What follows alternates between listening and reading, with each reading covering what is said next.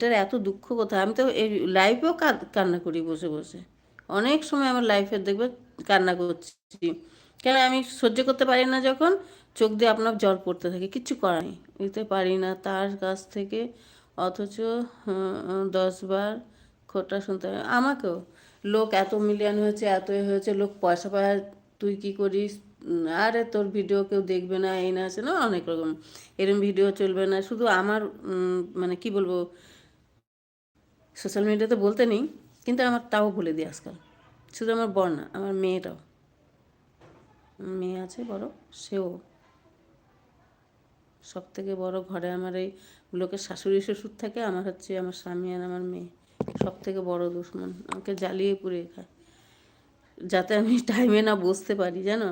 ওই জন্য কত রকম কত ছলনা, আমি সব কিছু করে কী করব, সব কাজকর্ম সেরে নিই, নিয়ে করি, তার